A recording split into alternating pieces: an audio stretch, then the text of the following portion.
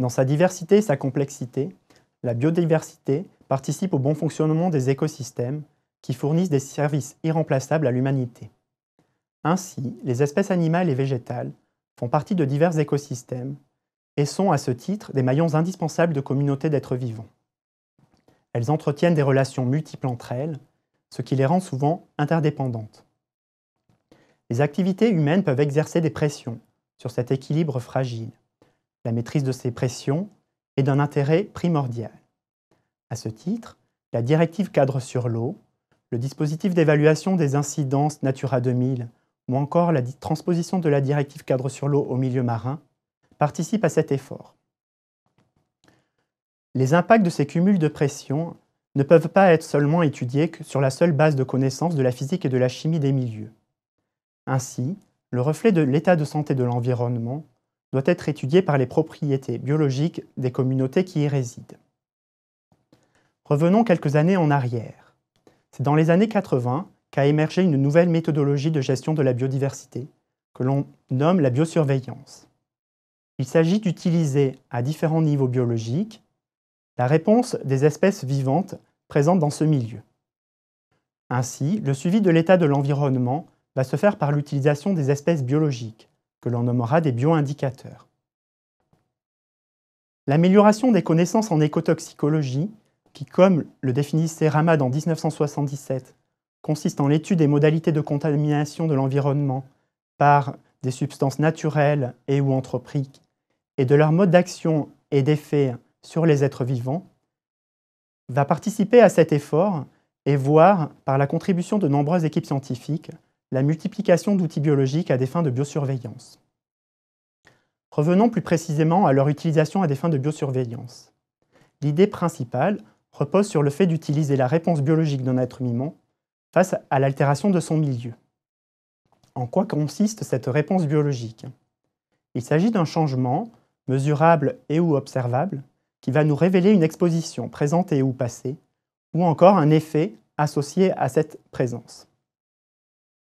Ainsi, tous les niveaux biologiques peuvent finalement nous fournir des informations intéressantes pour réaliser un diagnostic environnemental.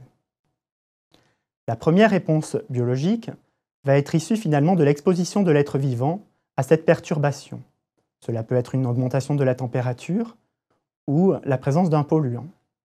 S'il s'agit de la présence d'un polluant, la première réponse biologique va être finalement l'assimilation de ce polluant par l'organisme. On parle alors de bioaccumulateurs. C'est le cas par exemple de la moule qui, en filtrant l'eau, va assimiler dans ses tissus les polluants présents dans le milieu. Elle est d'ailleurs largement utilisée de façon internationale, et en France par l'Institut français de recherche pour l'exploitation de la mer, qui va la déployer dans ses réseaux de surveillance pour évaluer la qualité chimique des milieux côtiers. Une fois cette présence chimique assimilée par l'organisme, elle peut perturber l'équilibre biochimique cellulaire ou moléculaire de l'organisme. On parle alors de biomarqueurs d'exposition et ou d'effet selon le seuil atteint. Ces biomarqueurs ont largement été développés ces dernières années, car ils permettent de réaliser un diagnostic précoce. C'est le cas par exemple de l'acétylcholinestérase, qui est une enzyme dont la production va évoluer en fonction du stress subi par l'être vivant. Si la perturbation est importante, il va être alors intéressant d'étudier le cycle biologique des organismes, que l'on nommera génériquement des bioindicateurs. Il s'agit alors d'évaluer la modification du comportement, de la reproduction, de la croissance ou de la survie d'un organisme identifié. Au niveau supérieur, il est également possible d'étudier les populations et les communautés. On parle d'indice de biodiversité. L'idée va être sur un site de recenser les espèces présentes, leur diversité, leur masse biologique. Ces indices de biodiversité sont largement recommandés par les directives européennes.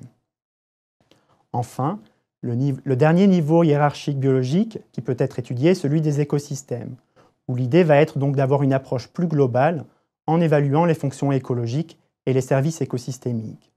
Cette démarche est notamment déployée et recommandée par le Millennium Ecosystem Assessment.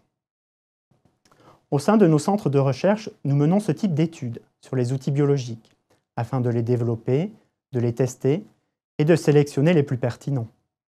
Cette étape va ainsi permettre de les intégrer à des fins de gestion environnementale.